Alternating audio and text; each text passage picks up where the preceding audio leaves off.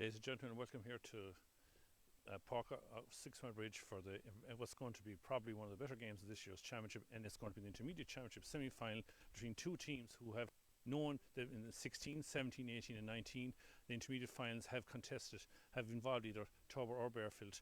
Doora have yet to win the championship in this grade. Bardfield won the championship in 16 and came down very quickly after that. Doora won the finals in 17 and 18. Bardfield won the championship last year. Bardfield contested the final last year and lost to Bardfield, who did very well in the summer championship this year. Joining me this week are two very well-known people in the hurling circuit, Eamon Taff from Doora and Vinny Sheedy from St. Joseph's Doora. First with you, Vinny, I suppose. Everyone's saying it's Bardfield's to win or Bardfield's to lose. What's your opinion? You have to win it, Mike. I wouldn't say we haven't got heights this year. I think we played big games. We played with Rhines, Newmarket second, and we struggled for long periods in all the games. We pulled away from Kildoo in the last. It was a point. We fight, but then we went a point up. They had a free to level it from the Clare, and we got a goal against Newmarket.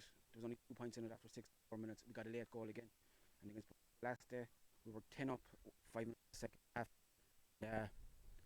Only won by. We've struggled in periods, but we haven't hurled consistently enough. I think I hope there's a performance in them. I suppose you suffered a card as well in that last week. I call it a red card, an after ball incident. I didn't Garson Vinger now, but I didn't see. So, but he's out and he's a loss. He's hurling with former county under player, so he's a loss. And Aaron Landy's out as well now tonight with a hamstring.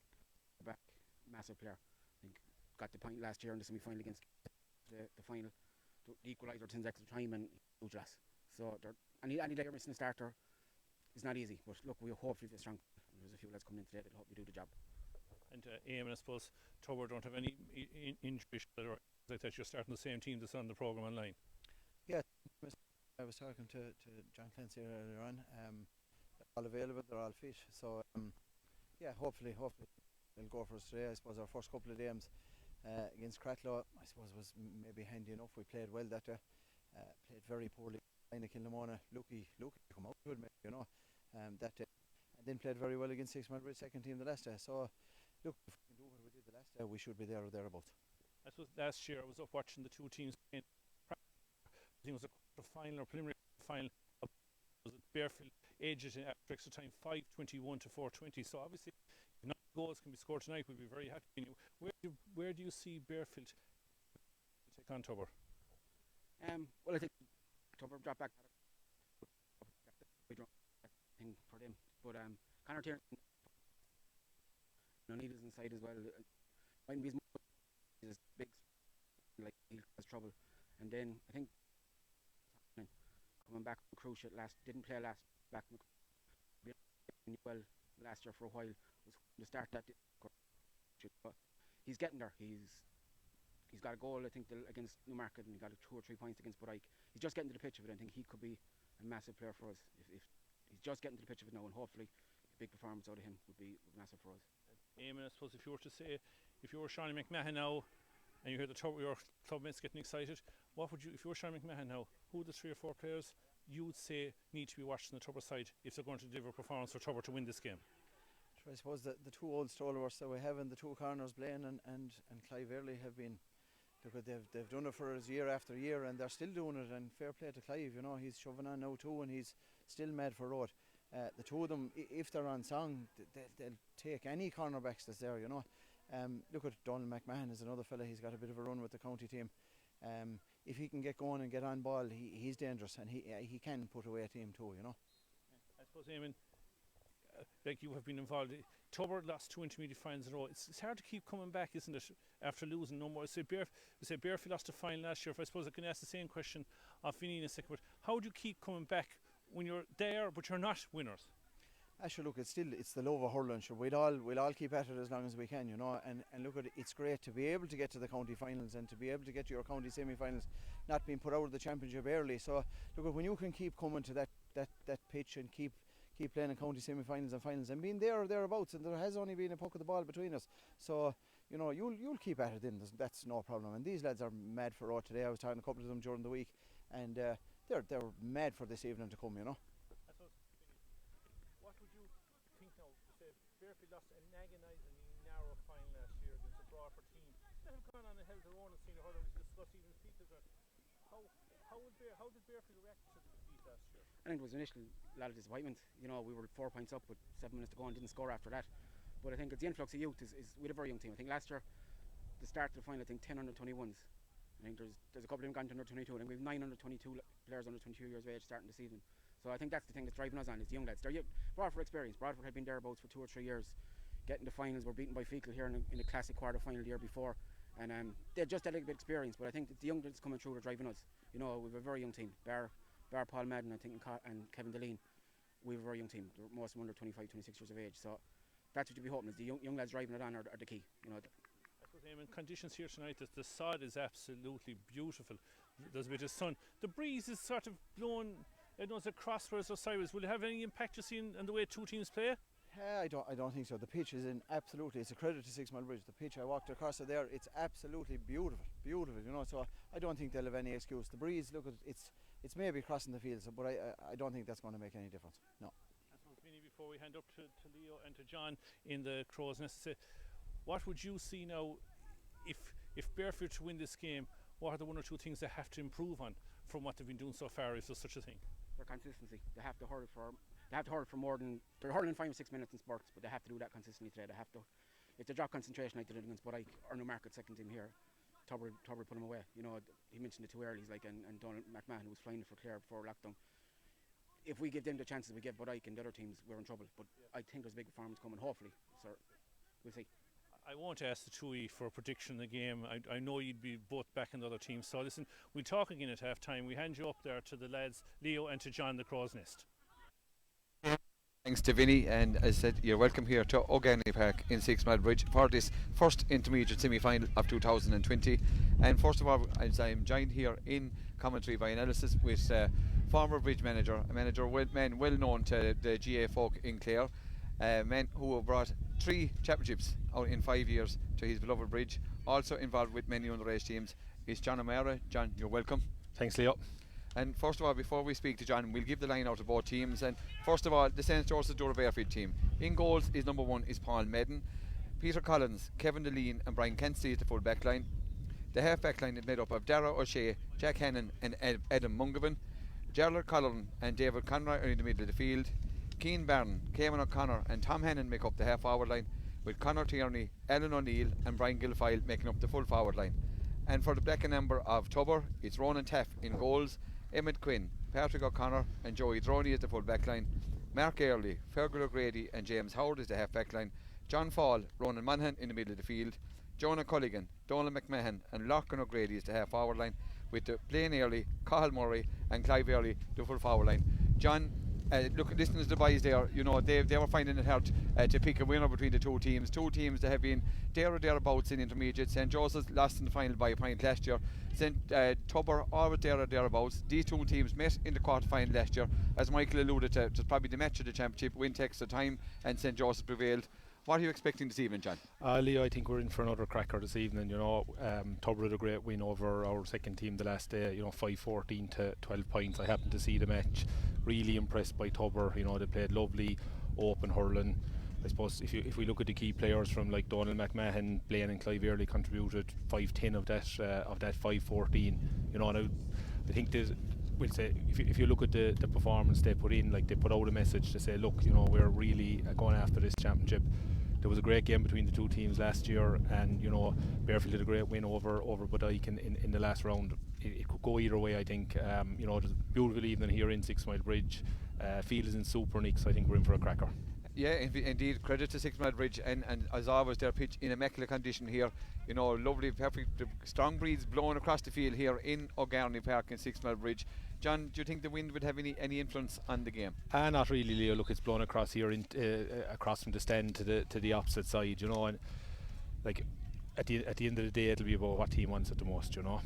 And John, looking at the both teams, you know, at the outset, you'd say, I suppose Tullow were probably earmarked as one of the favourites, but definitely in the top 2 or 3, you'd have Tubber and St. Joseph's. Oh, you would, yeah. And you know, as I said, we know Bardfield were beaten in the final last year. Like Tubber had lost 2 intermediate finals. You know, so they're both knocking on the door. They see the opportunity, I suppose, this year getting up senior. Like it's going to be harder next year again with 2 teams coming down. You know, so the prize here this season is huge to get into the county final. Yeah, and indeed, looking at standout players, I know the boys alluded to. Who are the standout players for you? From Tubber the last day, like the key players, Ronan Taff is a super goal. He literally plays like a quarterback. You Joey Droney, Mark Early, Pat O'Connor, Donald McMahon. Ronan Monaghan was excellent as well, and obviously Clive and Blaine Early. If particularly in the forwards the last day, like the space they created up front. We really had no answer to them as the game went on. And John, Tubber have been notching up big scores consistently in their 3 games. Oh, they have, yeah, and again, they got a big score the last day from play as well. And obviously Bardfield will be aware of that, and they'll have their homework done. To cut the supply of ball out, I suppose, in particular to Donald McMahon and the two Earlys. And looking at St. Joseph's team, I suppose Davy Conroy is the standout. He was the man doing most of the damage against the men from Bodyke. A lot of young players there, John. Players with bright futures. Oh, absolutely. Like we heard from Vinny there earlier, I think it's 9 of the team. He said we're under 22 years of age. Obviously they were made work very hard for their win again Bodyke. Possibly should have closed out the game earlier. There's a lot of wides in particular in the second half. I think they tallied 11 in total. But so if you look through the team, like obviously Kevin Deline is huge experience for him. Aaron Landy being out is obviously a loss for him. He's a fine centre back. They'll certainly be looking to Jarlath Collar and obviously Davy Conroy, who we spoke about, and then you have Alan O'Neill along with the two Hannons. So I think we're in for an absolute humdinger. And as we said, as the teams are finalising their warm up here, Jim Hickey is the man in the middle here in O'Garney Park this evening. And I suppose, John, looking down at the championship in general, it has been a strange championship. I suppose we're lucky to have anything at all. Yeah, look, I think once lads are getting out hurling, they're happy. Like if we looked at maybe 2 to 3 months ago, we didn't think we'd see any ball being pucked, and teams were probably late getting their preparation completed. But everybody's in the same boat, so they are. And at the end of the day, when we look back in 10, 15 years' time, there won't be any asterisks after any championship played. Indeed. And I suppose, John, a quick word on the senior championship and a quick word on the Fecal Aero game tomorrow. How do you see that one going? I think it's going to be very tight. I was at the 6 Mile Ridge Aero match in the first round. And Aero obviously were down a few players on that occasion in Aaron Fitzgerald and David Reedy. And they'll have those back from what I hear tomorrow. Obviously Fecal had a massive win over Clarecastle the last day, as had Erogue over Cratloe. I think there won't be a whole lot in it. I have a slight feeling Erogue might just get over the line, but I do think there'll be very little in it. And indeed we have Cunis initially Oran Naveen.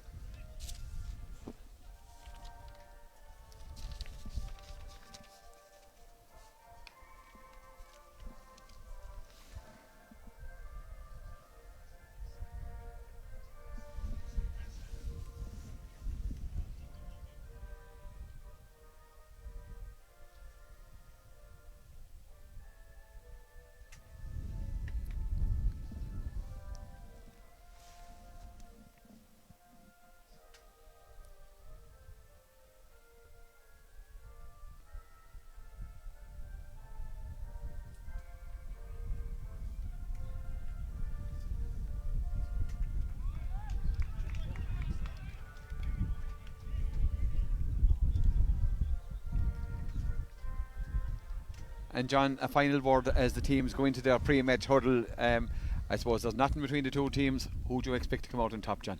I'd have a slight preference for. I think Tubber will come out on top. As I said, I saw them the last day. They really were very, very impressive. They created big space up front. They took their scores very, very well. So I'd go with Tubber. Yeah, indeed, it looks like Paul Medden of St. Joseph's is going defending the goals at the Kilmurray end here. A strong breeze blowing across the field here. The sun's setting over the Tommy Morey stand here in O'Garney Park, and Ronan Taff makes his way down to the road end, the school end here in O'Garney Park to defend the goals. Tubber in their traditional black and amber jerseys, St. Joseph's Doora Bardfield in their maroon and white. And yes, indeed, as expected, it is David Conroy. He's gone to the middle of the field. So we'll see as the game where changes go. And Jim Hickey about to throw in the ball here in O'Garney Park for the start of the intermediate semi-final, and the game is on, and the ball is out in the middle of the field. Is Ronan Monaghan gone straight through the middle for Tubber. He's gone straight through the heart of the St. Joseph defence. He pops the ball out. Here comes Airlie. Is it Clive Airlie? Is this going to be a shot? Going to be blocked. The ball is in the back of the net, off the stick of Cathal Murray, the full forward. John O'Meara, you went for Tubber at the beginning. Dream start. Cathal Murray, first attack, 1 goal. Super goal, Leo, straight from the throw in. Ronan Monaghan attacked the heart of the Bardfield defence, laid it off to Clive Airlie, passed it into Cathal. A super start for Tubber. And the shot puck out to Paul Medden. Paul Medden goes out here to the cornerback, out to Brian Clancy, who drives this one up the field.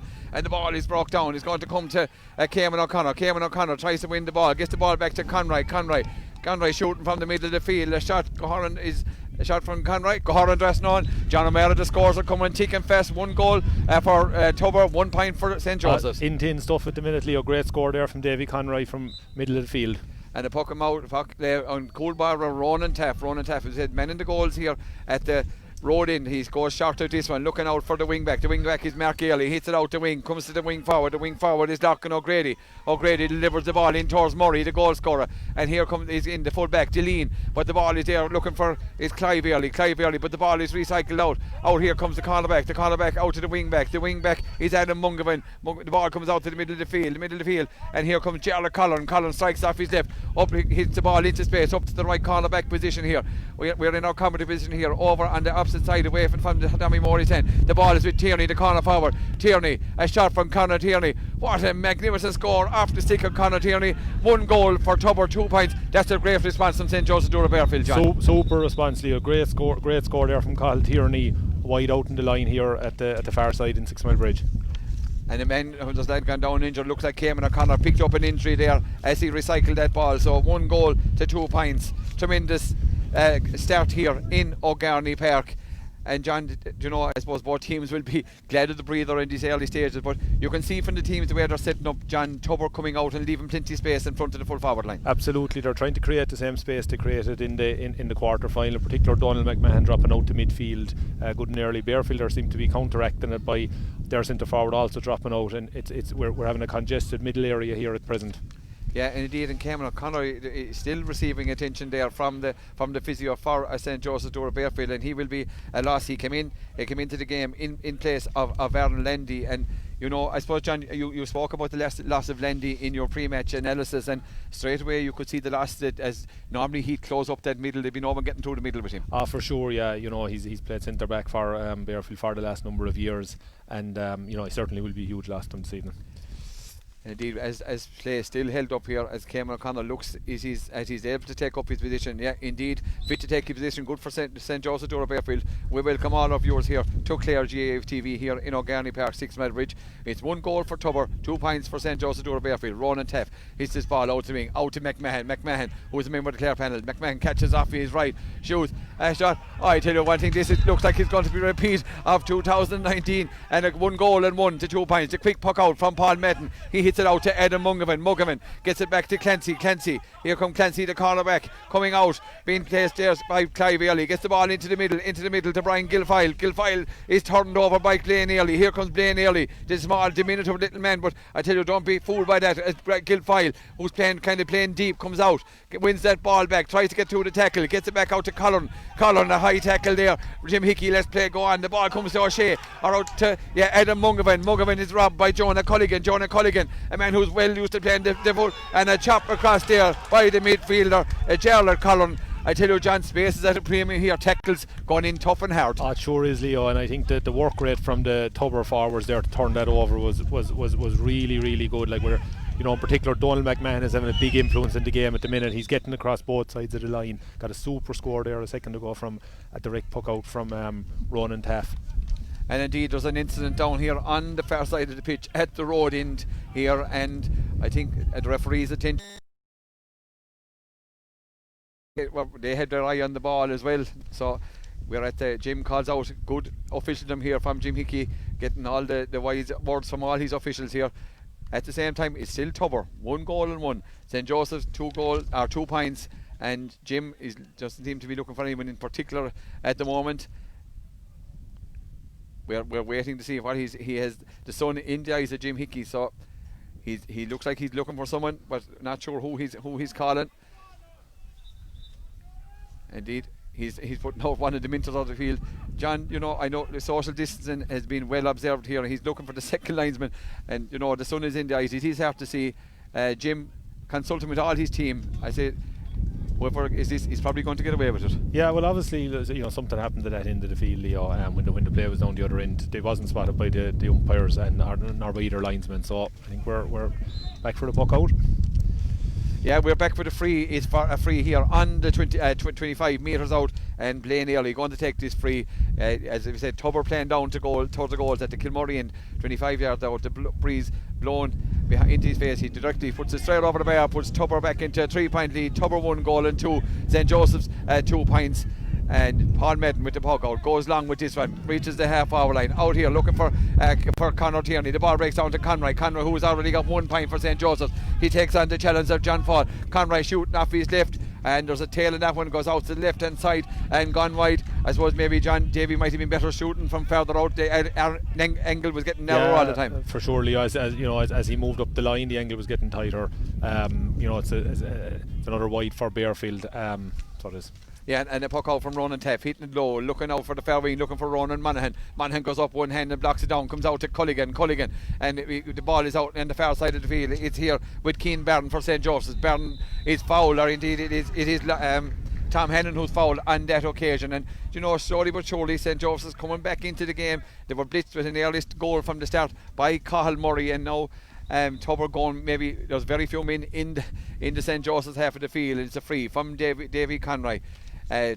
Just about 80 metres out from the Tubber goal. David Conroy, normally marksman supreme, gets this one, shoots it up high, and looks like there's a tail gone out to the left and gone wide. The score remains 1 goal and 2 to 2 points in a puck and mock. Down Coolborough, Ronan Teff, who's played minor and under 21 for Clare, has represented at all grades, drives this ball down the field, plenty of space down there, and the ball is going in as Early tries to get out to touch. The ball is flicked away by the cornerback Peter Collins. Collins comes out, and here comes the wing back. Is it Mugovan? Clears that ball up the field, drives it up the field. He's going to come across the centre back. The centre back is Fergal O'Grady. Fergal O'Grady for Tubber takes the challenge of Keane Barron. O'Grady does well. A lovely short pass into the wing forward. The wing forward is Lockett O'Grady. It's the 2 O'Grady brothers, sons of Noel. He gets the ball back out the wing to Mark Early. Mark, who's also represented the county, back out to the diminutive Ronan Monaghan. Ronan Monaghan takes on the challenge of Jarlath Cullen. Not an easy thing. Gets it back to O'Grady. O'Grady driving this ball down towards the goals, but there's a tailor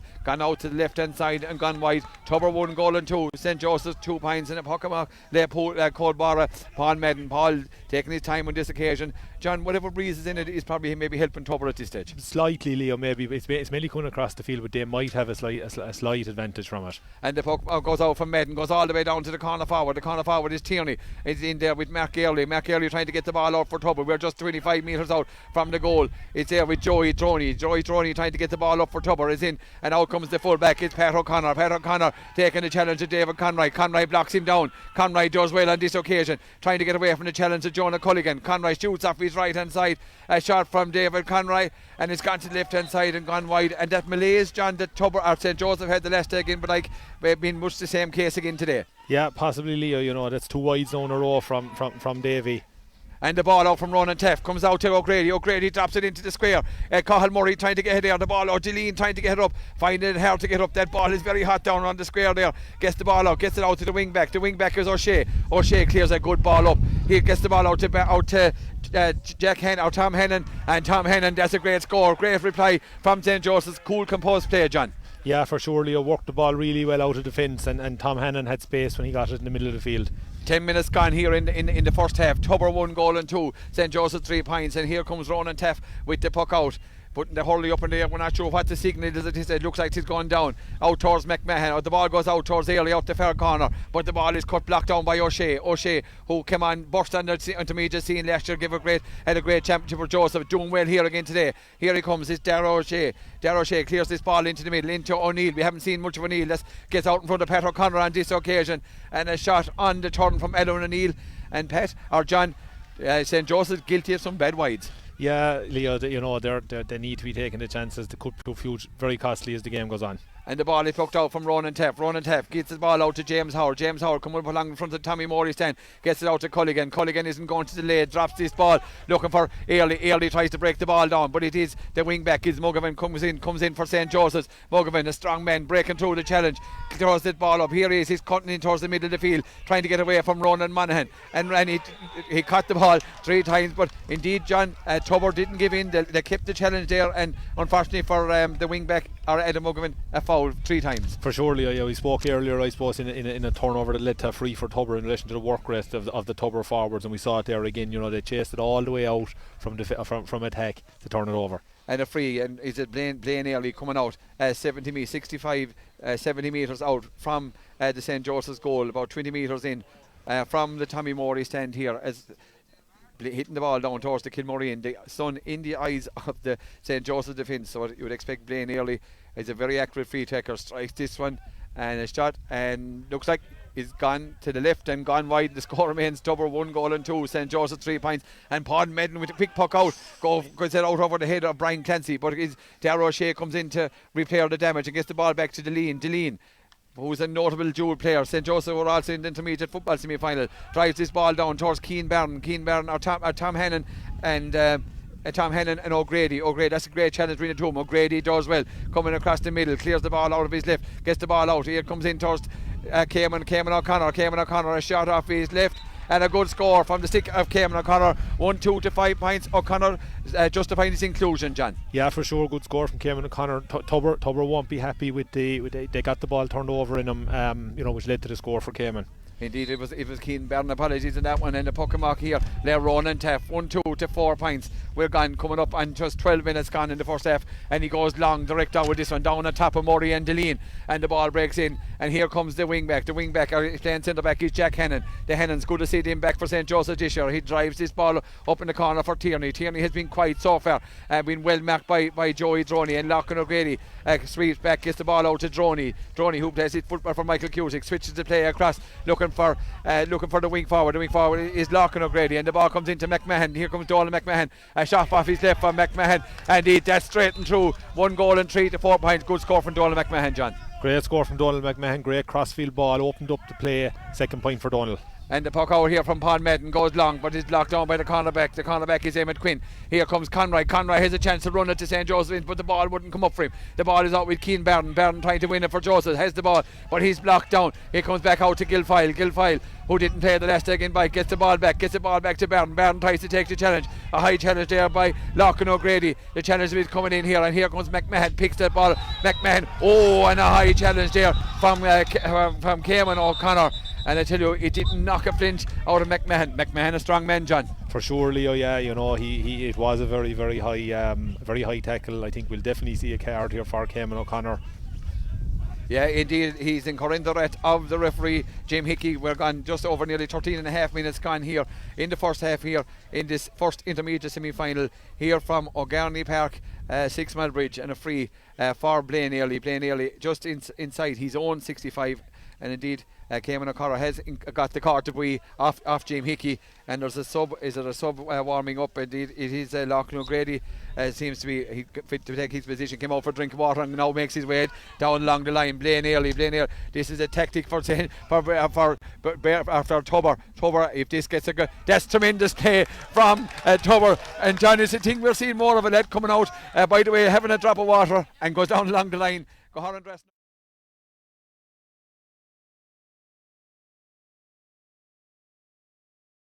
Finds McMahon, and McMahon drives it back over the bar, and tell you, Tubber are coming in flurries. 1 goal and 5 to 4 points in for St. Joseph's, and Tubber beginning here as we come in hitting towards the first water break, as Paul Madden goes direct down the middle on this one. O'Grady puts up the hand, and the ball is blocked out, gets out to Cullen, but the ball, here comes Tubber again, and it's Mark Early gets the ball, hits it into space, but a good catch there as St. Joseph's come out. The ball is blocked down, and Tubber working very hard. The ball is with Clive Early trying to get the ball out to Ronan Monaghan. Ronan Monaghan going to take on Mugovan. Ronan Monaghan is going to recycle the play, switches a lovely crossfield ball across, and there's only the ball out to Johnny Culligan, but a great flick away there by Hannon.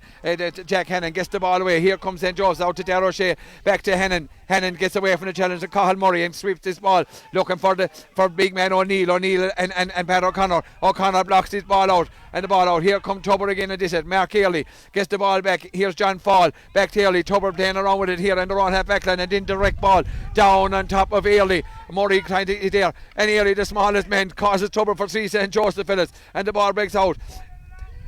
We're just outside, 25 metres out from the St. Joseph's goal. 1 goal and 5 for Tubber, 4 points for St. Joseph's. We're just gone in over 15 minutes, and ball is out with Clive Early. Clive Early recycles the ball to McMahon. Great block down by Hennon for St. Joseph's, and he gets the ball out to Brian Gilfile. Gilfile gets it to the on-running Conroy, and here comes St. Joseph with their running game. Conroy with the shot off feet, left-hand side, goes out to the left-hand side and gone wide.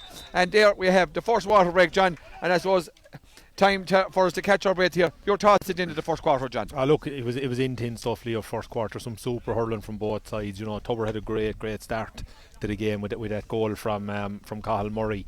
You know, Bardfield responded very well to it, so they had two points to make it a goal to 2 points. You know, but Tubber then settled down again, and we saw some great scores.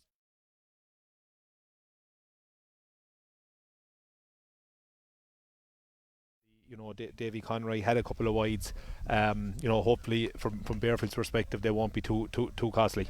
But indeed, John, the momentum is with Tubber at the moment, you know, and they started off well. They went into lull. St. Joseph's took over. But, you know, at the water break, it is Tubber had the momentum coming into the water break. And, John, we've seen in other championship games this year that the momentum after the water break seems to switch. For sure, Leo, yeah. You know, I suppose the last couple of plays have been all Tubber. They certainly didn't want it coming at the time it came. I'm sure they would have preferred to play on. You know, Bardfield get a chance now to reassess where they're at. Be interesting to see who comes out of it the strongest. Yeah, indeed. I suppose, John, looking at the way the two teams are set up, you know, Tubber are withdrawing their players well out the field and leaving plenty of space inside for the two earlies, and I suppose even Cathal Murray has come out a bit since he got the goal.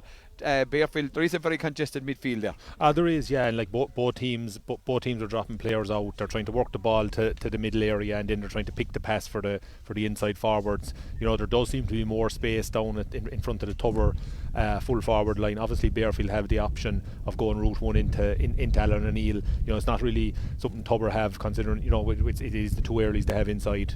Yeah, and I suppose, John, looking at the Intermediate Championship over the years, and invariably it throws up great games, especially at the latter end of the Championship, and this game hadn't disappointed either. Oh, absolutely not, Leo. This standard here is super this evening, so it's you know, it's in. There's no ball being won easily, so there isn't, you know, it's do or die, you know.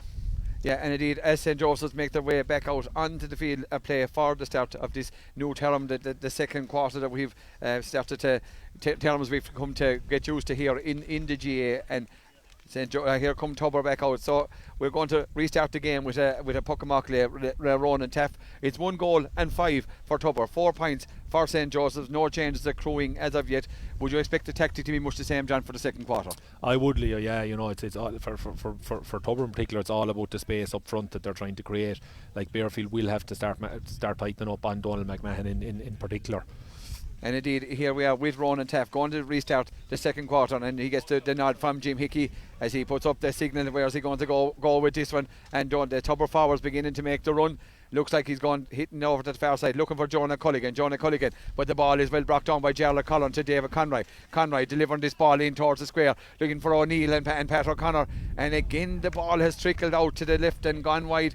And you'd imagine, John, that, and is it Dara O'Shea has gone back maybe as a sweeper now, trying to cut out. The ball is out to John Fall. John Fall gets this ball down to McMahon. Great control from McMahon, and it gets away one-handed, tries to get away from O'Shea. McMahon with a short swing and a shot. Is this one gone in? But there's a tail, and this one gone out to the left-hand side and gone wide. And John, such its influence of McMahon that St. Joseph have put a sweeper back in right in behind him. Yeah, they seem to drop Dara O'Shea back, Leo. You know, obviously they got the chance to reassess the water break and to make that change. And the ball is poked out. The ball is out here with Barron strikes this one. This one is going in high into O'Neill and O'Connor.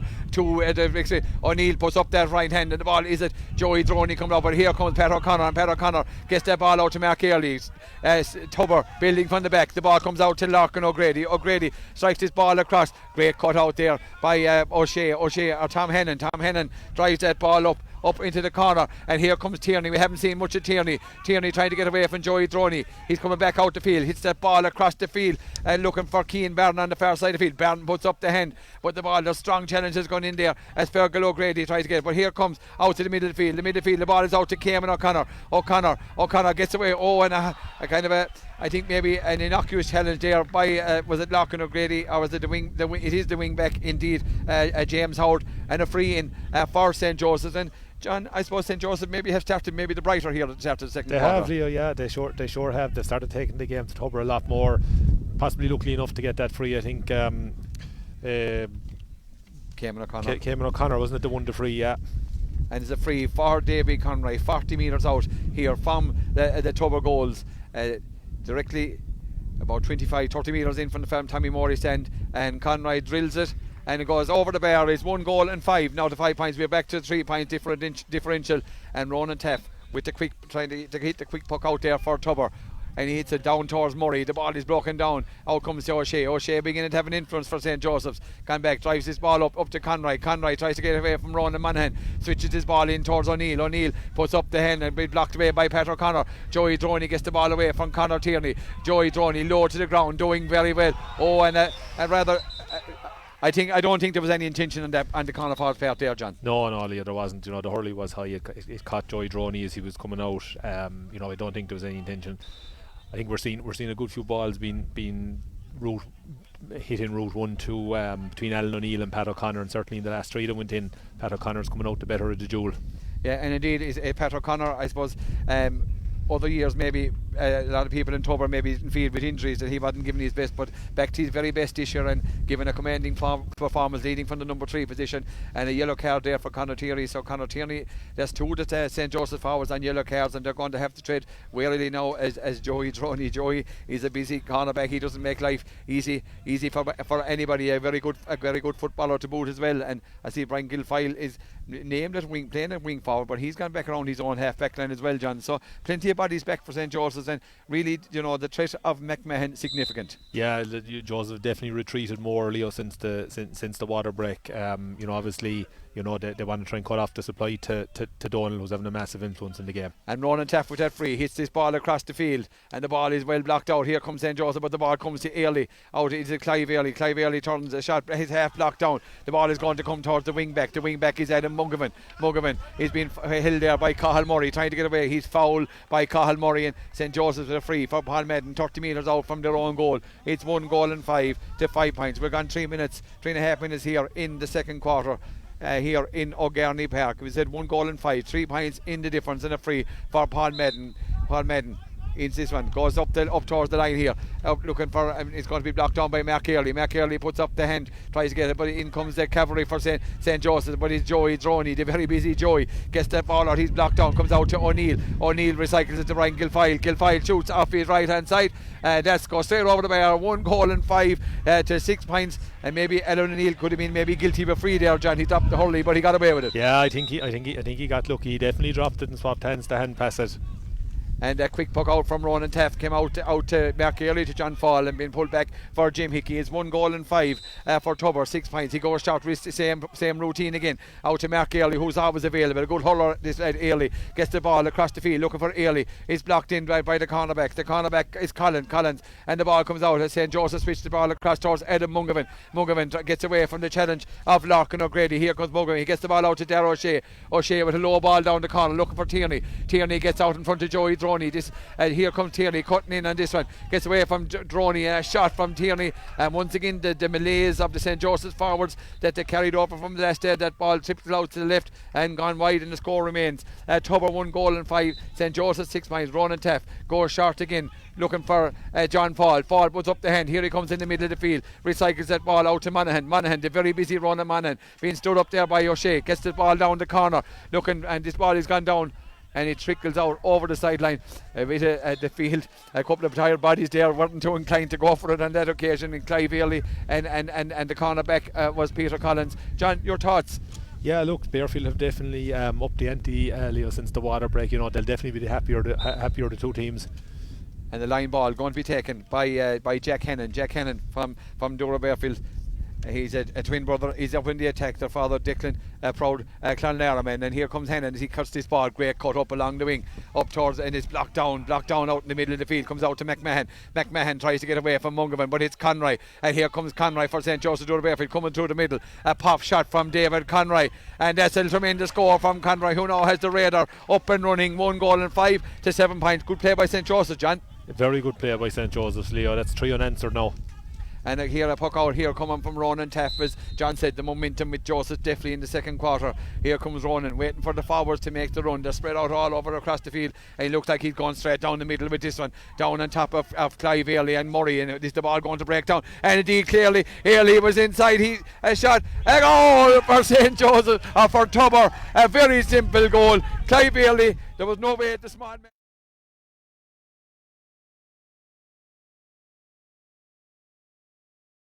Yeah, very cute play by the corner forward. A great puck out by Ronan Taft. They got a very, very similar goal in the quarter final against 6 Mile Bridge the last day. Ronan has that ability. He acts like a quarterback, so he does.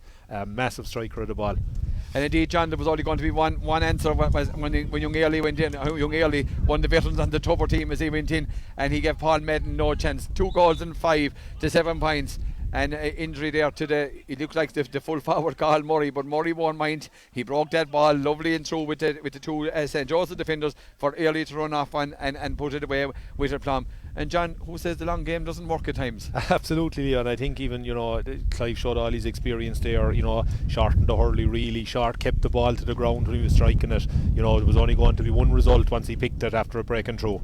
And indeed, the momentum that St. Joseph had gathered here in the second quarter, as we've gone six and a half minutes here in the second quarter, the momentum that St. Joseph had gathered at the start of it is being well and truly buried again by that goal from Ailey for Tubber. 2 goals and 5 to 7 points. We're going to restart with a puck clip from Paul Madden. Paul Madden gives it out to the cornerback Brian Clancy. Clancy drives this one up the field, gone up the middle, looking for Hennon. Hennon, it's the other Hennon, Tom Hennon. Tom trying to get away from the Tubber defenders. Gets the ball back to Brian Gilfile. Gilfile gives it back out to O'Shea. O'Shea opens the shoulders and strikes it. And a shot from O'Shea, but the tailor goes out to the right hand side and gone wide. Another wide to the total for St. Joseph's. And here comes Ronan Taff again. As John said, he's like a quarterback, directs operations there. If the players will make a run, he'll find them. He switches this ball across, looking for Blaine Ailey on this occasion, but the ball is going to come in, and Ailey has it again. And here come Tubber again. There's another chance on here for Tubber. They seem to be the clinical. He gets the ball back to Murray. And Murray I think Murray maybe had that one in the back of the net before he got it a let off there for St. Joseph's. And here comes the wing back. He's a mugger. He gets the ball back out to Brian Gilfile. Gilfile strikes this one. No messing with this one. Drives it up the field. But it's only up to Tierney and Larkin O'Grady. Great catch from Tierney. A shot from Tierney. That's one of the scores of the day, John O'Mara, off the stick of Conor Tierney. Direct ball from Gilfile. 2 goals and 5 to 8 points. Super score from Conor.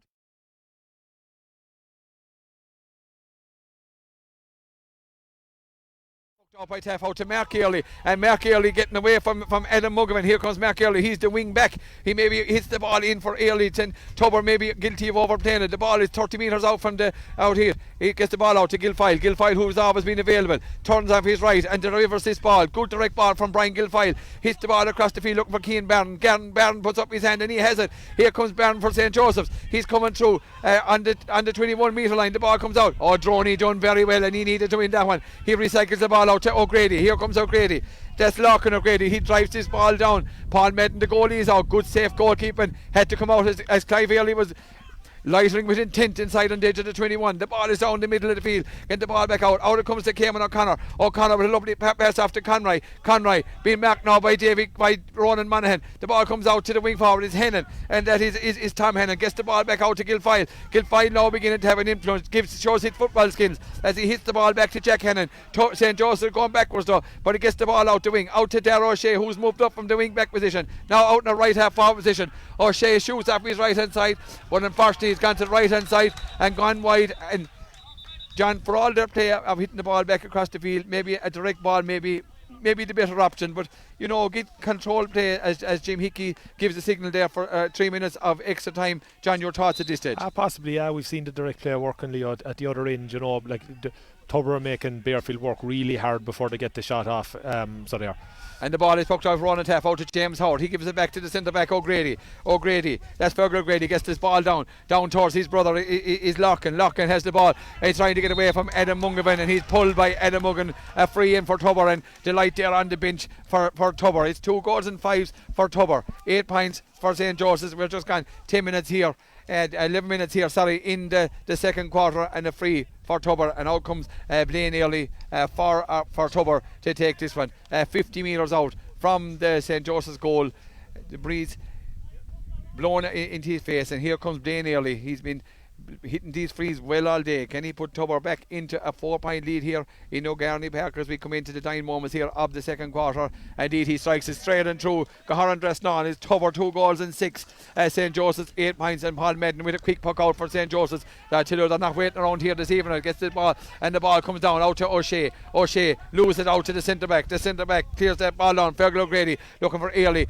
Brian Clancy comes in for St. Joseph. Here comes Clancy. A lovely pop pass out to Gilfile. Gilfile does well, wins the ball, tries to get it off to Conroy, gets it off now to Jarlath Cullen. Jarlath has been quiet, but gets the ball in towards Tierney and Joey Droney, but it's Pat O'Connor, and Tierney has the ball and tries to gets away from the two of them, and Tubber playing around. Pat O'Connor trying to win the ball, but it is the centre back O'Grady clearing this ball down the field, gets the ball down towards, what a pick up there by Early. Is Clive Early the corner forward. Clive is going to be hooped by Dara O'Shea. O'Shea is playing well for St. Joseph's, maybe got away. The ball comes in to Jonah Culligan, and here comes the other O'Grady. It's Larkin O'Grady. He pops the best. McMahon is on a run here for Tubber, but the ball, he drops the ball, but he has it up again. Here comes McMahon, a shot, another goal for Tubber from the stick of Donald McMahon. 3 goals and 6 to 8 points. John O'Meara.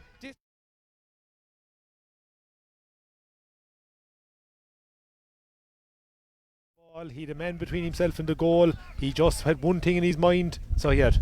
Yeah, and indeed, a lot of people were saying about Donald McMahon that he was only a one-sided hurler, but I tell you one thing, he put that one to the net with a plum with his second on the right-hand side. Amanda has really improved as a hurler, and John, I suppose no doubt Amanda will be central to the thoughts of Brian Lohan as we look forward to the Munster Championship. For sure, Leo, he's in super form. I saw him the last day, he was excellent as well, super again today, but I think also as well, like there's the two earlies, Clive and Blaine, they're a massive threat up front for Tubbers out there.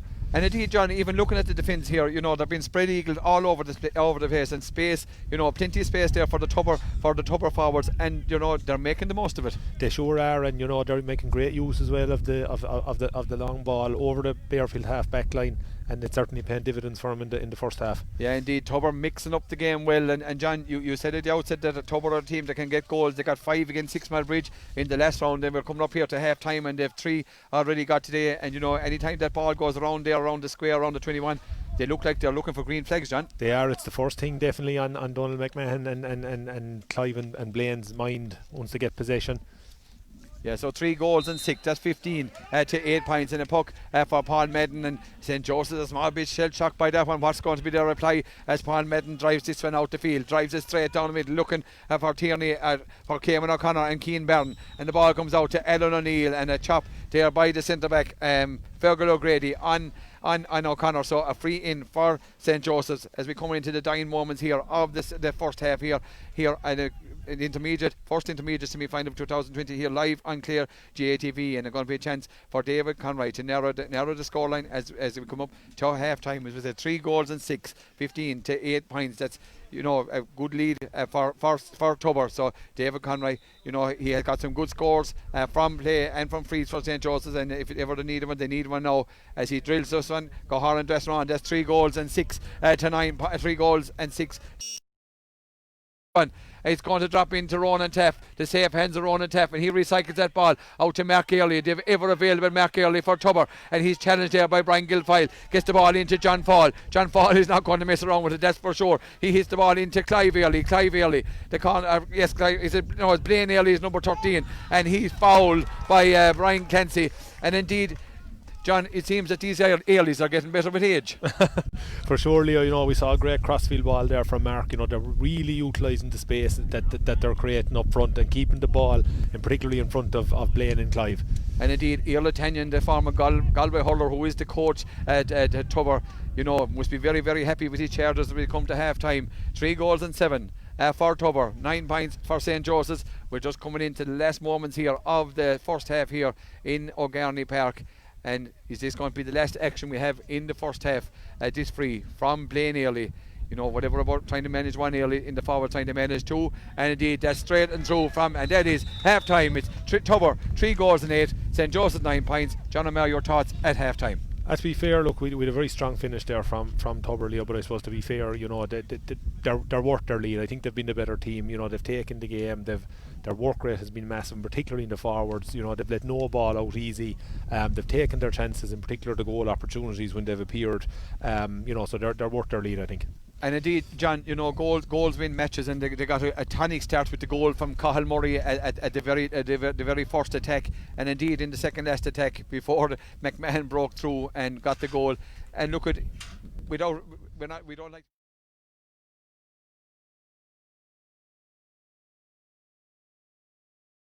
Had three scores on the board. Tubber then answered it with a goal, which was a massive score. But like at the end of the day, you know, Donald McMahon has had a massive influence in the match. 1-4 in the first half out of a total of 3-8. You know, it's a massive return. And indeed, you know, he's running at that defence as well and causing plenty of problems.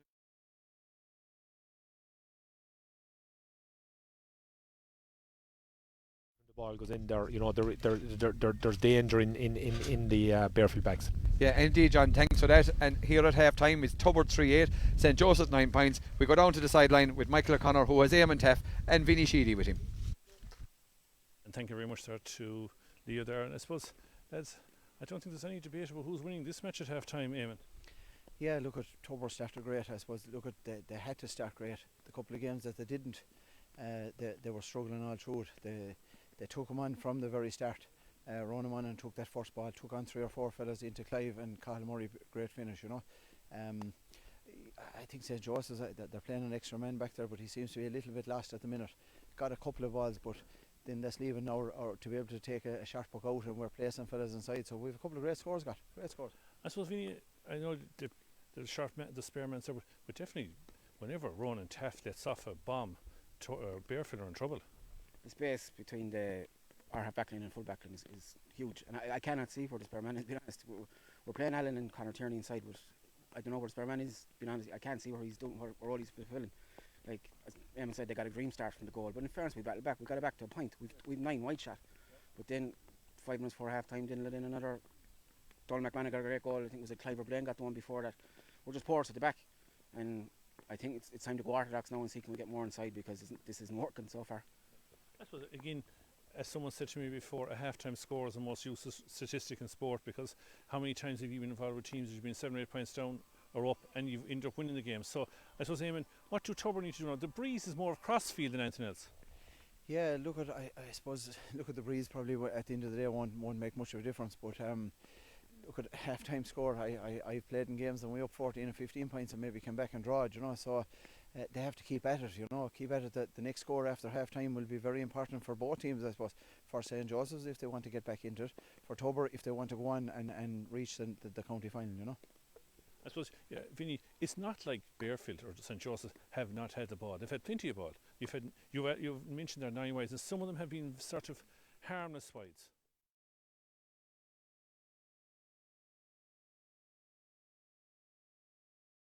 In fairness, and Pat he's breaking ball off Allen, and then there's a spare man back there. Is it Fergal Grady's dropping back, picking up loose ball, and I just think we need to go orthodox inside.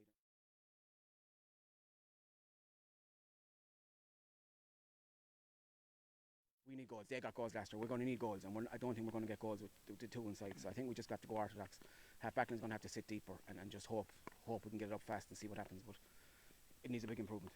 I suppose just after half time, Eamon, St. Joseph hit back they got points from David Conroy 2 and Brian Gilfide. That was 3 points in a row. I think that goal that came, the second Tubber goal, was absolutely crucial for this game. Yeah, look at it just came at a time I suppose Bardfield were on song and they had a couple of great scores got. Conor in the middle of the field is flying at him. He gets half a chance, he's going to score him all day, you know.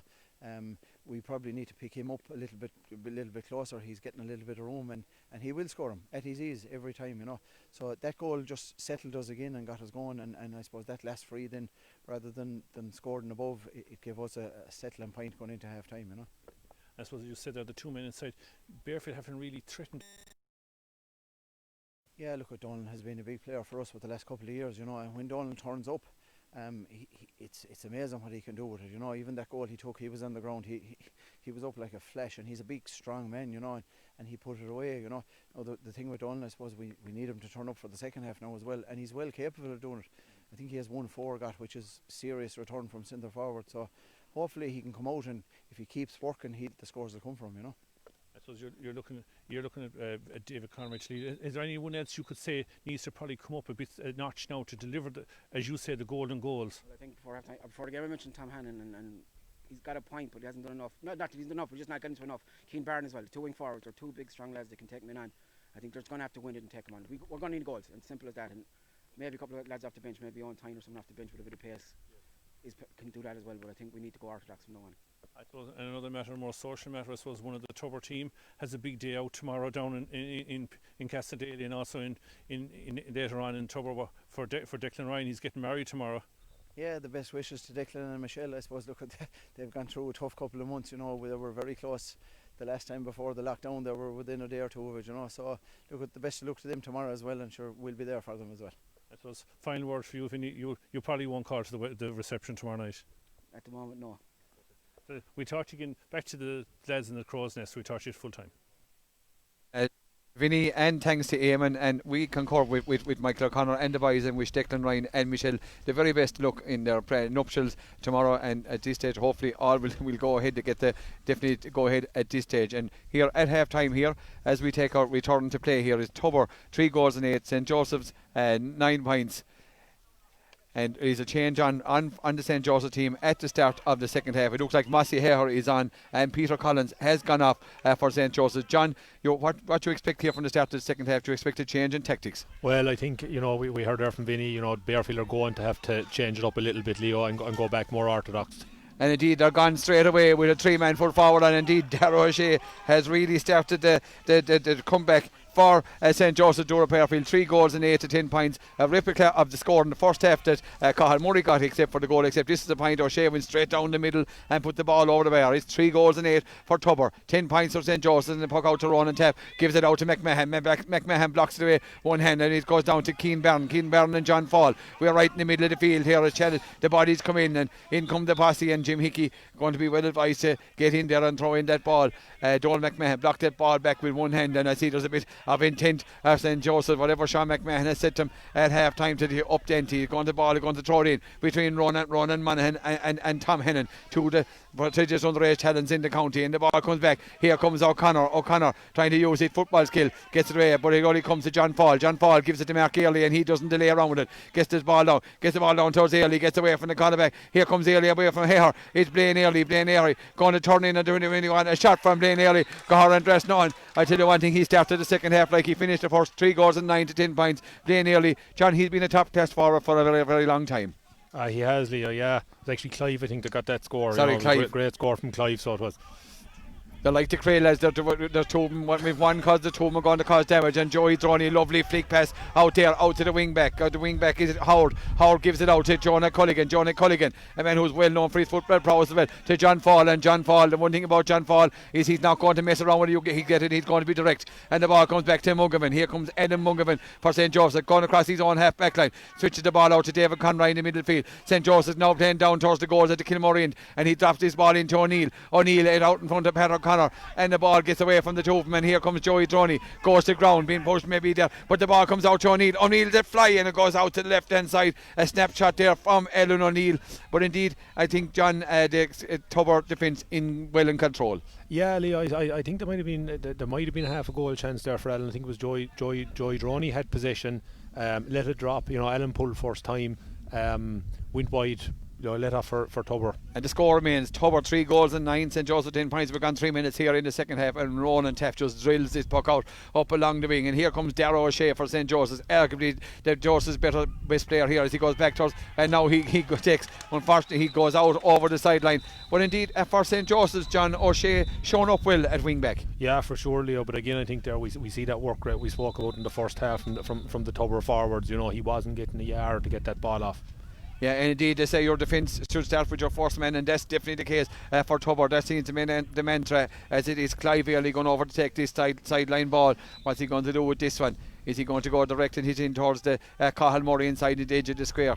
Tubber showing all the skills and all the different facets. He goes short, gets it across and gets it in towards Jonah Culligan, and Muggerman trying to get it out. Here he comes out for St. Joseph's, but Jonah Culligan replay gets the ball back and comes back in, gets away from Massey Hare. Here comes Culligan, he passes his ball off to McMahon. McMahon, a lovely snapshot off his right hand side, and the ball tips off over the bar. 1 goal and 5. McMahon is putting up his hand, he was looking for the score, he gets it over the bar. It's now 3 goals and 10 to 10 points, and the puck out comes out from Paul Madden, but too quick for the liking of Jim Hickey, and players getting to know one another here right down here in front of us. And the game being played in a great spirit, a tough, uncompromising game as Paul Madden. 3 goals in the difference here in O'Garney Park. He's going to go along with this one. Direct route 1. And indeed there's a decision to be made here, John O'Mara, a decision here. The wing back is gone around. Can you tell us more? Yeah, no, Lee, I didn't see it, but we definitely had an off the ball incident. They were tussling a few minutes ago, so they were in the last play.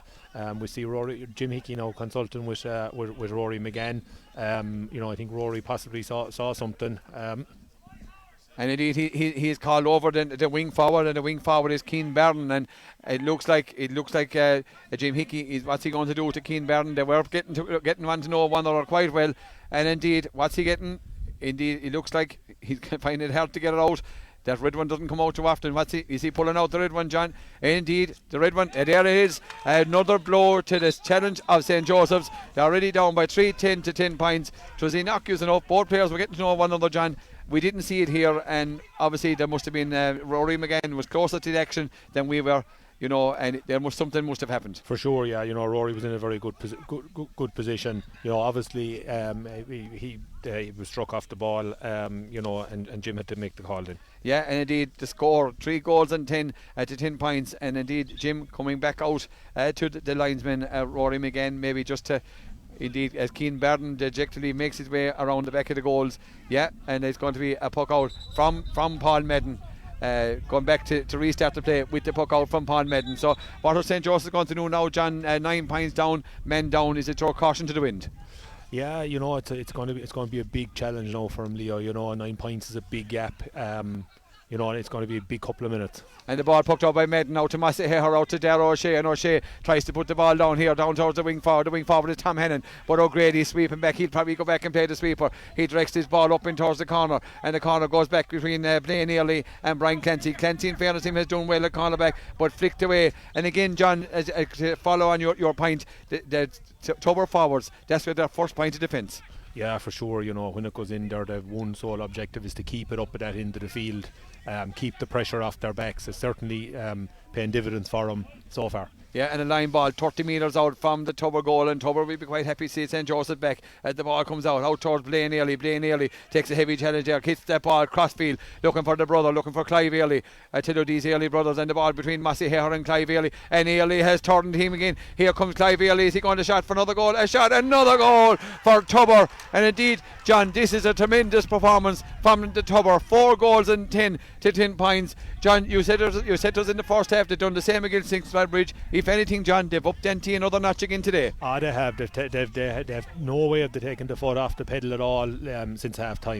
And the ball has gone back in over the defence, and the defence is going to be backed by the captain, is Fergal O'Grady. O'Grady sweeping back there like his father did of old, no, but the ball breaks out. It comes out to Hennon, and Hennon now, and Joey Droney puts in that hurley, and here comes James Howard, you could really hear him calling for that one as he switches off his left hand side up to McMahon now out around the middle of the field, being blocked away there, and here comes the ball out to Kevin O'Connor gets the ball into the middle to Brian Clancy's going to shoot off his left. He gets the ball, tapped it in towards Alan O'Neill. O'Neill, and O'Neill fixed the ball away, but it's picked up by Early. It's then Tubber winning all the breaks now. Out the ball out to Fergal O'Grady. O'Grady delivers that ball into the corner. I think Clive Early lost that one in definitely in the darkness, and the ball goes back to Gerald Cullen. Cullen now back in the full back line for St. Joseph's. Gives the ball back to Paul Madden, and Paul Madden is going to launch the St. Joseph challenge. He winds up and drives this one down towards the 21, and as Fergal O'Grady goes back in, but the ball is well blocked out there.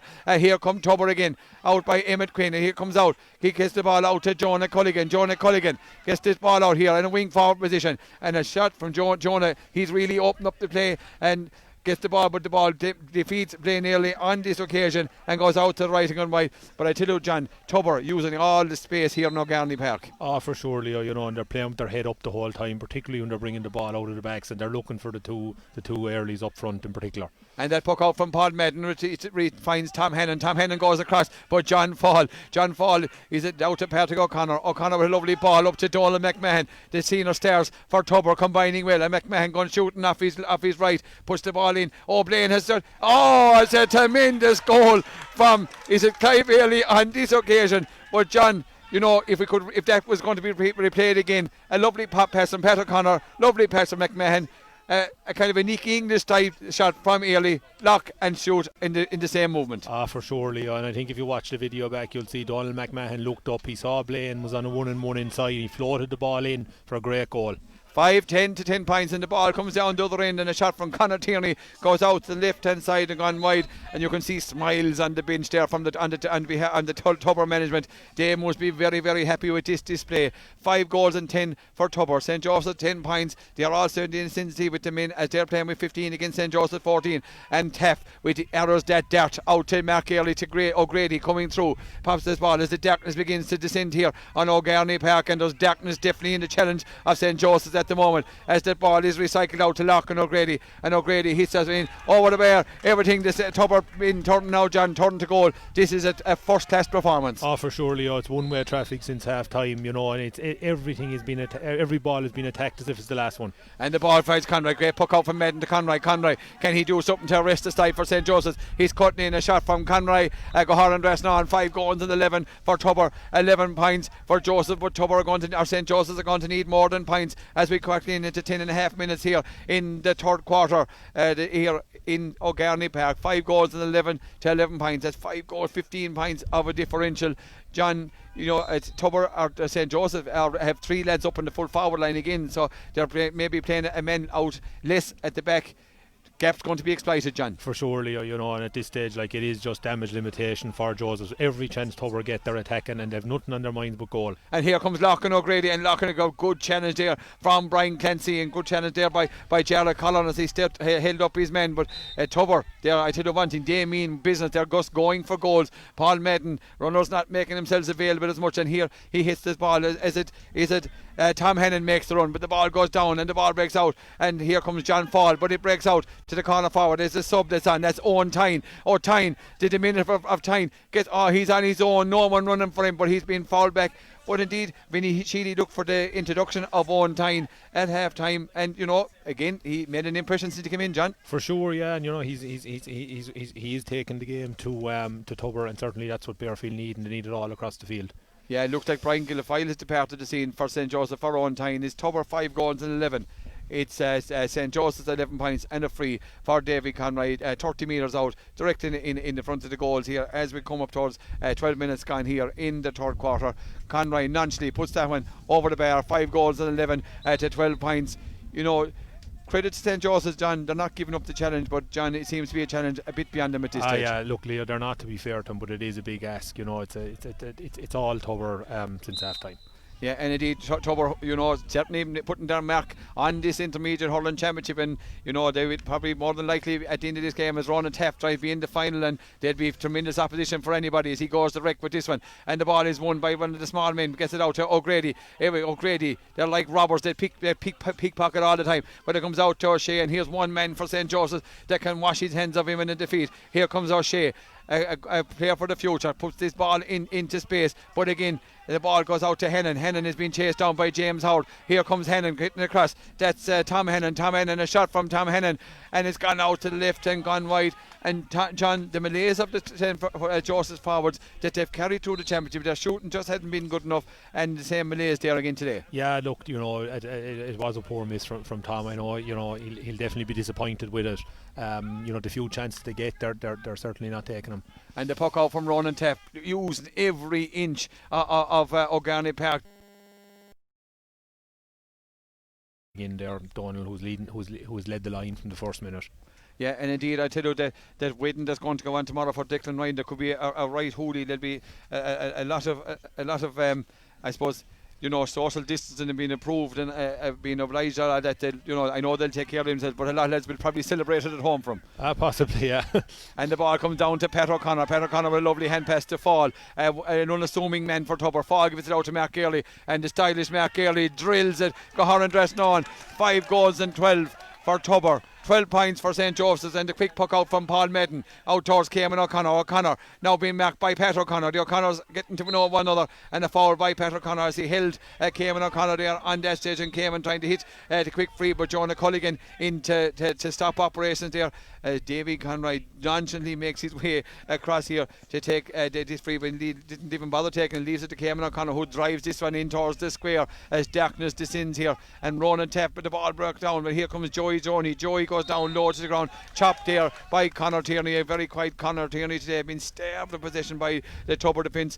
Indeed, John, it looks like St. Joseph's are still in the intermediate football championship, and to all intents and purposes it looks like they've kind of given up the ghost here and maybe going to signal to keep their minds for that one. Yeah, it's hard to know, Leo. 15 points is a big ask. The water break isn't far off. They'll get a chance to regroup, but I don't think it'll be a step too far from. Yeah, indeed. Fiona Bryan is on, and instead of that man Cayman O'Connor, so taking that last free was his last play. Brian Clancy, in fairness, battling hard for Joseph, gets the ball down to Connor to Tyne, but the ball overhits, comes out to Emmett Quinn. Quinn gets a lovely pop pass out to Monaghan, who has been quite enough here in the second half, but he switches the play across to Mark Early, and here comes Mark Early for Tubber, having a free run on the far side of the field. He shoots off his right hand side, and Mark Early a shot, and the two goes over the bar. 5 goals and 13 to 12 points. This is a target practice now for Tubber, John, and that's Mark Early's second score from play. For sure, yeah, and I think Leo, to be fair, it's Irritanian's third year with Tubber, and his mark is all over the team, so it is, with their use of the ball and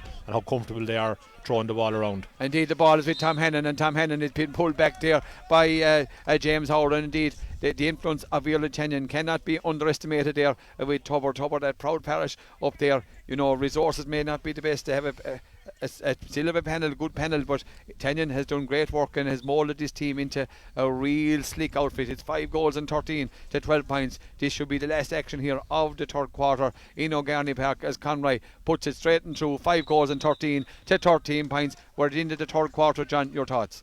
Yeah, look, it was a massive quarter for Tubber. They came out of the blocks, so they did good and early, and they've effectively they've the game put to bed, so they have. And I suppose it's the old adage, Leo, that goals win matches. Yeah, indeed. And 5, John, they scored 5 against your own club, 6 Mile Bridge the last day. And 5 again today, and we still have a quarter to go. Definitely have put the St. Joseph's challenge to bed. They had a tremendous battle in the quarter final last year above in Corofin. And indeed, it doesn't look like Tubber going to make a few changes here. St. Joseph's, trudging off very disconsolately as they go over towards the far side, over in front of the Tommy Morey stand. John, if you were in charge of St. Joseph's at this moment in time with 15 minutes to go and your 5 goals on, what would you actually be saying? Well, look, Leo, the game is over as a contest. Unfortunately for Joseph's, it's now just about playing for pride and for to keep one's reputation intact. And it's not a nice place for any team to be. They've been hit by a couple of sucker punches, so they have. In the form of the goals, and it's to play out the game now. Yeah, and indeed, John, looking at the Tubber side, and it's very hard to see a weakness in this Tubber side. They're all playing, I know they're on a winning team and all playing very, very well, but they're all very comfortable on the ball and all, they seem to be, they're well set up by Tenyon, and they know the roles off very, very well. For sure, Leo, very comfortable on the ball, in great condition, very, very fit, a lot of strong guys playing with him, they're doing the right thing with the ball the whole time, hurling with their heads up, the fella in the better position gets the pass when he needs to get it, and look, it's paying dividends for him on the scoreboard. And John, they're able to mix it up, they're able to go across the field, they're able to go long, they're able to go short. It's a potent mixture. Yeah, for sure, and it's like there's a big signal of intent today and the last day. They've put the message out there, look, we mean business, we want to win this intermediate championship, and they're certainly going about it the right way. Indeed, it looks, and Tubber seems to be the first team, will be probably the first team into the final to contest the cup for the Paddy Brown Cup for the Intermediate Championship, a cup named after, in honour of a famous Bud Eichmann there. So, puck, we're going to start the fourth and final quarter by Paul Madden, and indeed, we're waiting for Ronan Taft to make his way down to the goals. I think even Ronan, if he stayed out for a few minutes, mightn't even make his way down, but such is the strength of the... And indeed, he's Ronan Taff. He's going starting off the fourth and final quarter. So he's known he had time on his side as he pucked his ball out in low, looking for McMahon. And McMahon breaks his ball down, but he's broken away by Hennon. It comes to the 22 is Fionn O'Brien. O'Brien, who's on as a sub for St. Joseph's, pops a lovely low ball down along the wing, but he's too tight to the sideline for Owen Tyne, out over the sideline. Indeed, even Andrew Monaghan is even in a hurry to throw back in the ball to keep this Tulla challenge afloat. So it's Lachlan O'Grady, Fergal O'Grady, the team captain, going taking this one. He's moved up to from 70 metres now, from the 75 metres from the St. Joseph's goals here. But he's not moving around as quick or as fluent as they were before. But a great ball from O'Grady, cuts the ball into space. Oh, what a touch there! But it's Jarlath Cullen for St. Joseph's, pops this ball out to O'Shea coming here for St. Joseph's, up in front of the Tubber dugout. O'Shea, who's been probably Joseph's better player, gets the ball out here to Fionn O'Brien. O'Brien does well, gets the ball out to Owen Tyne. A shot from Tyne, and that's a tremendous score off the stick of Owen Tyne. 5 goals and 13 to 14 points. Vinny Sheedy spoke about this man at half time, and John, he has certainly improved, right? Tyne has done well since he came in. Yeah, for sure. He was left out of the starting lineup after being named in the team originally, and it certainly is a point to prove since he came on and has done so. Yeah, and indeed a puck out here again for Ronan Taff. In no particular hurry on this occasion, but gets it out to Mark Early. Mark Early puts the ball up into the corner towards Clive Early and Brian Clancy over in the corner, right in the corner forward position. But the ball defeats Early and goes out over the line, and Paul Madden in a hurry now at this to try and get to redress this Tubber challenge. Here he is, he's gone out towards the side of end here, on our comedy position, goes out for Tyne, and Tyne showing well, but it's John Fall, 5-13 to 14 points, gets the ball out to Mark Early for once, that's one ball past him, and he comes out to Hennon trying to get away from the challenge for St. Joseph's. Turns off his right hand side. A shot from Hennon goes in on top of Ronan Taff, and the safest house of Taff comes out and pops the ball out to Joey Droney. Joey takes on the challenge here, but he's blocked down by Conor Tierney and Fionn O'Brien, but Droney is back. He's a tireless worker here, this man, and a lovely hand pass out to who else but McMahon now back in his own half back line, being chased down by Owen Tyne. Here comes McMahon, and McMahon tries to take the challenge of Muggavan. McMahon is a strong man. He is back out here in the wing forward position, pops the ball off to James Howard. Tubber are a strong team as this ball goes back up towards Hennon, the centre back. That's Jack Hennon for Joseph's, coming across, gets in the way, gets a bit of space, and pops the ball out towards the brother is Jack Hennon. Jack out to Tom gives it out to Conroy now switches this ball in, but into no one in particular. Alan O'Neill tries to get out, but it's Emmett Quinn out to Lachlan O'Grady or Fergal O'Grady, and he switches the play out across. Muggavan, great catch of Muggavan, gets out ahead of Jonah Culligan, gets out to Conroy tries to get away from the challenge of Ronan Monaghan, and fouled by Ronan Monaghan, and that has been a tremendous challenge in the midfield. But in fairness to Monaghan, John, he has put kibosh on David Conroy here this evening. Oh, for sure, yeah, he's put in a big shift, so he has, and I see that we've Donald McMahon down injured, Leo. Yeah, concern on the faces of the Tubber management and this event, and they would not like to see Donald McMahon down. It's 5 goals and 13 to 14 points, and I think that maybe Tubber would be better advised as Conroy puts this one out to the right and gone wide, and Jim Hickey not aware. Now he's aware of the injury by Donald for Donald McMahon, and I'd say the Tubber management, John, maybe would be better off maybe to get him out of there at this moment in time. Yeah, I think they'll definitely consider a change. He's such a key player, Leo. The game is going to just run its time out now. It's over as a contest, and they certainly could do with resting him up for the final. Indeed, he goes back gingerly into his position as the ball comes out from Ronan Taff out to Patrick O'Connor, and Patrick just drives this one up the field, up looking for Ailey now in at full forward. But Charlie Collin does well, gets the ball out to Jack Hennon. Jack, named the centre back and bringing the challenge to Tubber here, but the ball goes into space and the extra man really beginning to kill St. Joseph's as the ball comes out to Patrick O'Connor. Again, Tubber all very comfortable on the ball and in top fitness condition, as here comes McMahon, gets a chance to run after injury, strikes off his right hand side. Indeed, that one is gone as far as the school.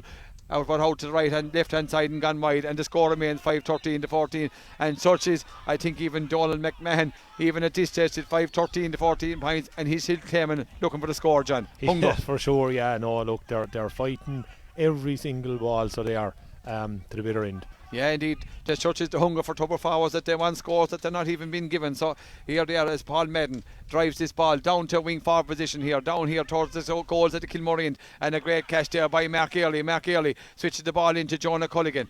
The free flowing Tubber, here they come again. Positions mean nothing and they're comfortable in any position. Ball down to Murray and gets the ball, and here comes Murray. He started it for Tubber with the goal in the first minute and set the template, but the ball comes out from Kevin Deline. Kevin Deline gives it out to Jack Hannon. Jack Hannon loses out to Blaine Early, and the busy Tubber forwards switches his play. Well, good play. The ball comes into Muggavan. Here comes Adam Muggavan for Tubber, and Early not giving up, and he tries to take on the challenge to Donald McMahon, and McMahon just shoves him out over the sideline. And John, not a thing you want to be doing, taking a challenge into Donald McMahon. No, for sure, and I suppose it just shows the hunger, Leo, of the Tubber forwards. We've spoken about it on a couple of occasions. There's no let up at all, so there's no ball being allowed to come out easy. Even that they're well up in the scoreboard, they want more the whole time. Indeed, a couple of subs coming on the Tubber team, and it looks like Shane O'Connor. Shane O'Connor has come on the Tubber team, and Jonah Culligan has been replaced on the Tubber team, and also Declan Ryan coming on for Tubber, and Declan getting a chance to get ready for his pre-nuptials tomorrow by getting a run out here in O'Garney Park, and the ball is in. Here is Hennon, is Jack Hennon, in fairness to him, trying to take the challenge to Tubber. Indeed, John, the two Hennons, two tremendous warriors, not throwing in the towel in fairness to them. No, for sure, two very good underage hurlers, coming up along. Obviously they had bad luck with injuries over the last number of years, but certainly both taking the game to Tubber this evening. And the ball out from O'Shea out to Conor Tierney. Tierney is going to be blocked down by the very, very busy Joey Droney, and Tierney and gets the ball, a shot from Tierney, but good goalkeeping from Ronan Taff, advances and gets the ball out to the awaiting Joey Droney, and here comes this Tubber challenge again, and Joni switches his ball in looking for McMahon. But he's robbed in turn by Hennon again. Good play by O'Shea, and he gives the ball in here. Here comes Fionn O'Brien for St. Joseph's, and a lazy challenge there by Clive Early. But here comes O'Brien going straight through the middle. A shot from Fionn O'Brien, but easy pickings there for Ronan Taff, and he just gets the ball back out to Shane O'Connor. Here comes as Tubber recycling in, as O'Connor gets a lovely low ball down towards Blaine Early. Blaine Early gets away from Jack Collin, or it's Clive Early gets away from Collin. He's gone straight through. Here comes Early. He's gone away, and a lovely pop pass going over the bar. A score 5 goals and 14 to 14 points, and they're showing all the tricks of the trade here this evening, John. For sure, it was a super score from Clive. It was two Tubber forwards inside the 45, and the ball went in. Clive had two backs to deal with, took a super score. And indeed, is it John Fall? John might be quiet and unassuming, but does a good job for Tubber in the middle of the field, and he's been replaced by Declan Ryan. So, and here comes St. Joseph. The ball is poked out to Hennon from Paul Madden. He switched the play across to O'Brien. O'Brien showing well as he tries to take on Mark Early. Indeed, O'Brien showing the initiative to the St. Joseph's forwards as he tries to take on his men at all times. It's 5 goals and 14 to 14 points. And again, John, I see Pat O'Connor there having a word with Mark Early. Fionn O'Brien has got away from him once or twice, and Pat O'Connor coming out and laying down the law, telling him, Mark, you have to keep on your toes. For sure, Leo. They're constantly trying to drive the high standard that they've had from the first minute. And there's a few minutes to go, but Tubber aren't letting up. It's 5 goals and 14 now as the lights come on here in O'Garney Park. 5-14 to 15 points in favour of Tubber. We're gone 8 minutes here in the final quarter, and a puck come out for the Coolborough. Ronan Taff as Tubber. We're going to make the opportunity to make a couple of more subs. He goes long with this one out here towards the corner forward, out towards Shane O'Connor, and the ball comes off, and it is number 19, Justin McMahon, another one of the great servants for Tubber, Justin McMahon, and the ball, line ball, even the break is going to be Darragh O'Shea tries to knock the ball away, trying to take the sting out of the Tubber challenge. Indeed, on for Tubber comes James Taff, and also comes on Gerard O'Connor, and we'll see who's going to go off It looks like is it Blaine Airley? He's gone off. Yeah, Blaine Airley gone off, and also is it James Howard? He's gone off for Tubber also, as they, give their subs, John, valuable championship experience again. For sure, yeah, and they're trying to create competition too for the next 2 or 3 weeks in training, so they are, in the lead up to the final. They want as many challenging for starting positions. And the ball is got out with Clive Airley out to Ronan Monaghan, and Monaghan switches his play across looking for Mark Airley. Is Mark going to get his third point of the game here, Mark? But he switches the ball into Donald McMahon, plenty of space for McMahon, and he's going to take on a challenge, and maybe being with two casuals, McMahon, and in comes Clive Airley, but McMahon tries to get it out. Is it Shane O'Connor for Tubber. He tries to get the ball up for Tubber as the ball comes out to Hennon. It comes out to Declan Ryan, and Declan Ryan's Mrs. Michelle will be looking on television here and hoping he's going to get up from these challenges fairly quick. But again, John, Tubber will have a long wait now for the final, and like the other quarter final is only on Sunday, the semi-final next week. So they have the bones of a month. So they will want competition for places, John, which will be intense in Tubber, judging by their display here this evening. For sure, Leo. But look, I don't think it'll matter too much to them. Like when the lockdown was here, obviously, they had a long layoff. They haven't brought that into the championship, so they haven't. We're after seeing.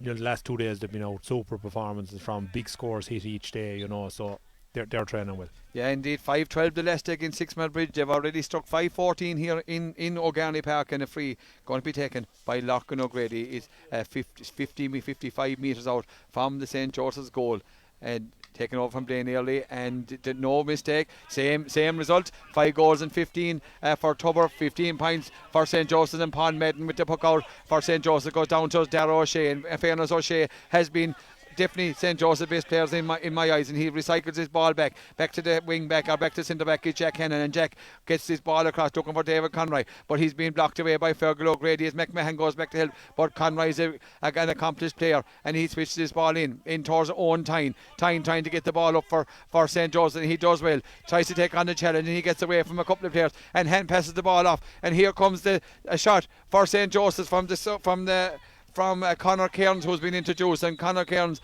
has been pulled back, and indeed I'm not sure, is it Jim Hickey? He's going to have an award with the same mention, Conor Cairns. I think maybe Conor might have. John, did you see what happened on that occasion? No, not unfortunately not. Obviously, something happened after the ball was struck, and Jim didn't like it, so we've seen a yellow card for Conor Cairns. Yeah, indeed. St. Joseph's, the extra man beginning to has been a real hindrance, as McMahon now takes off and gives Ronan Teff ammunition to fire at Teff on his own 20-metre line. Waiting for the runners.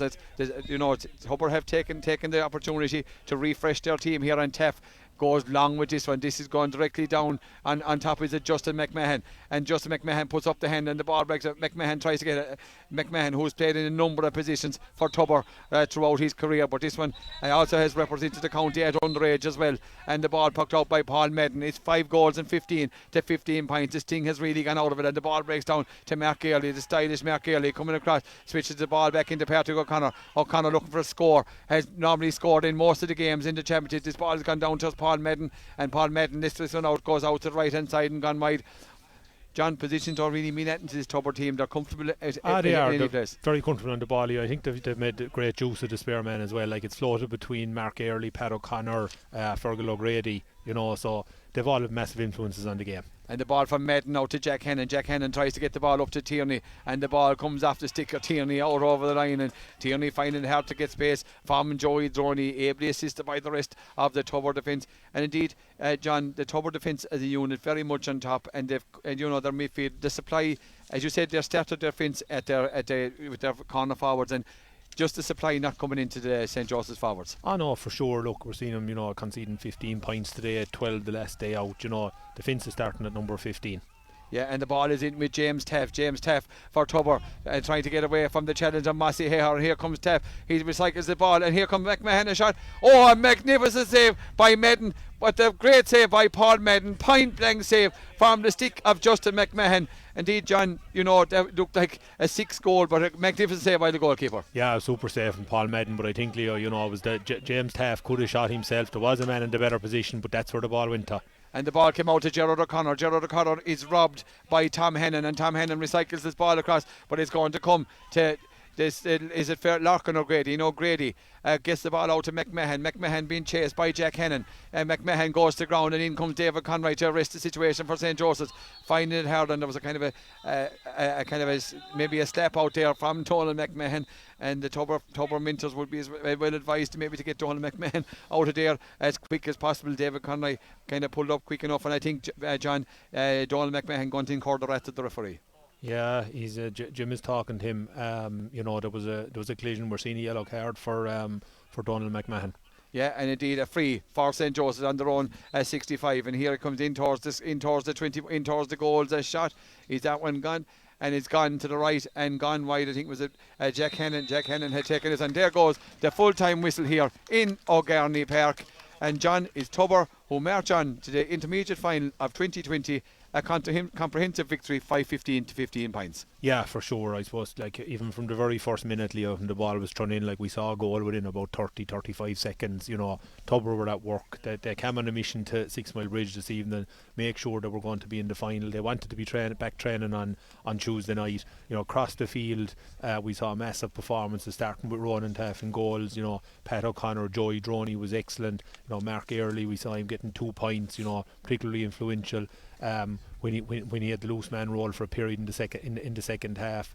Fergal O'Grady very solid again at centre back, protected the inside backs. Obviously Ronan Monaghan in it, very, very busy at midfield.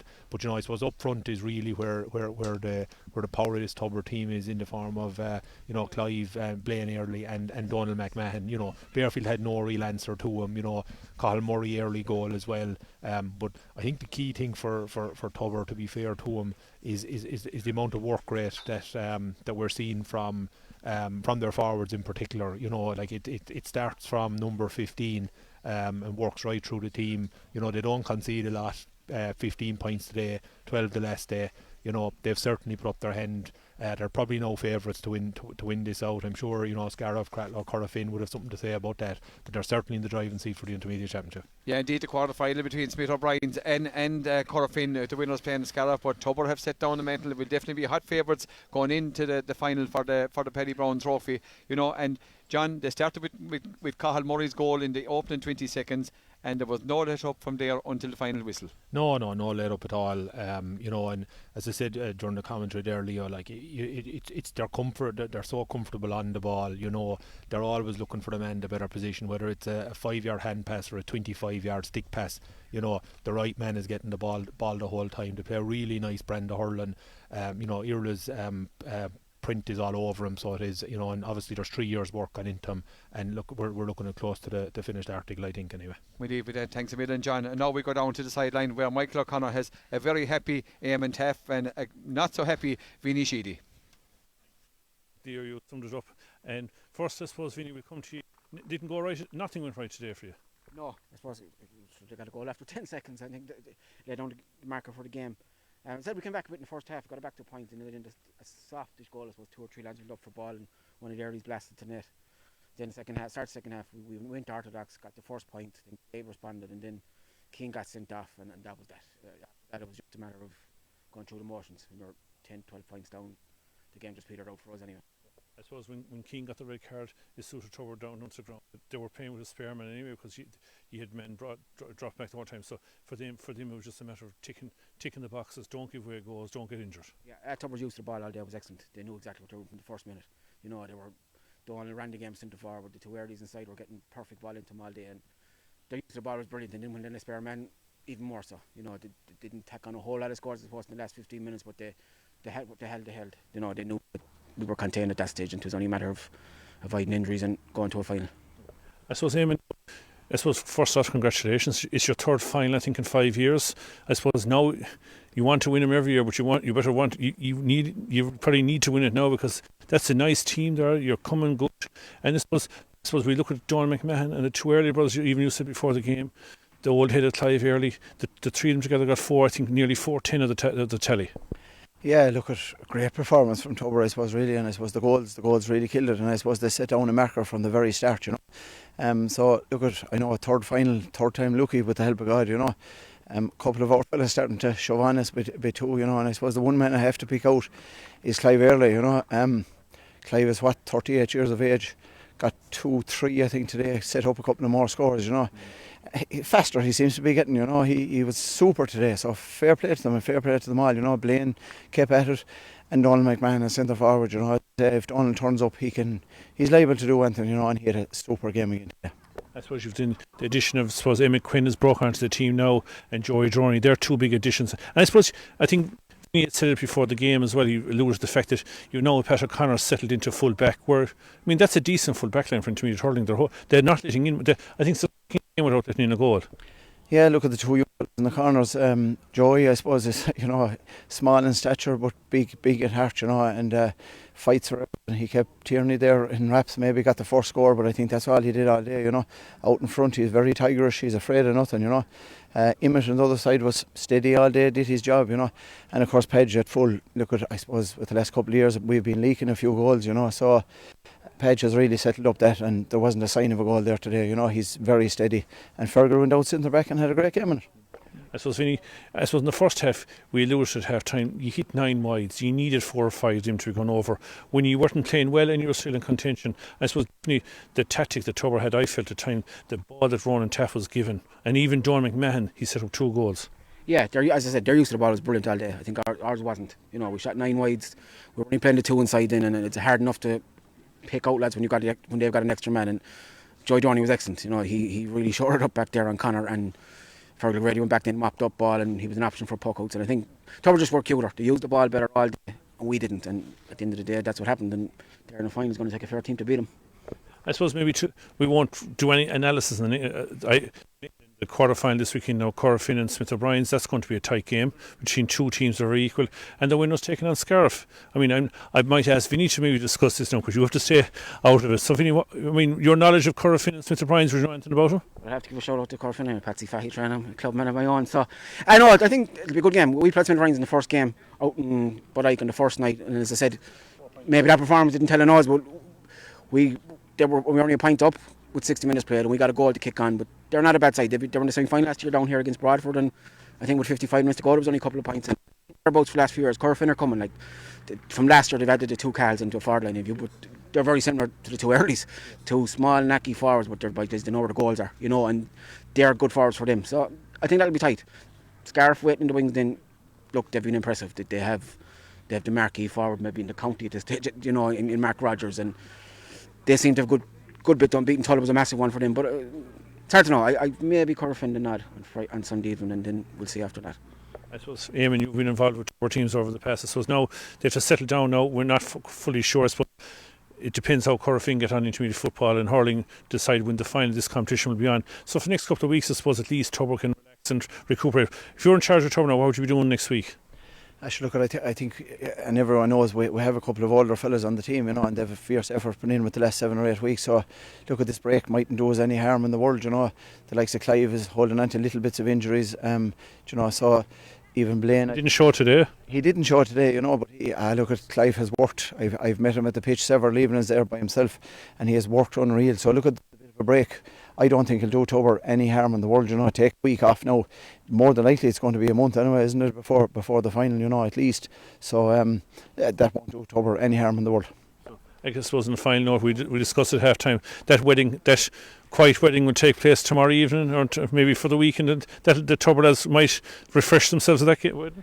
I think only, sure, Mike, you know yourself, 49 or is it that can go, or 50 maybe, but we'll see. And look at, as I said at half time, the best of luck to Declan and Michelle. They've been waiting a long time for it, and you look at the lads, a lot of them will be there, you know, and why not? Now is the time to enjoy it, you know. You have to enjoy your win too, you know. Okay, I know we've another big step to go, but you take them as they come and enjoy this one. This was a great win for Tubber.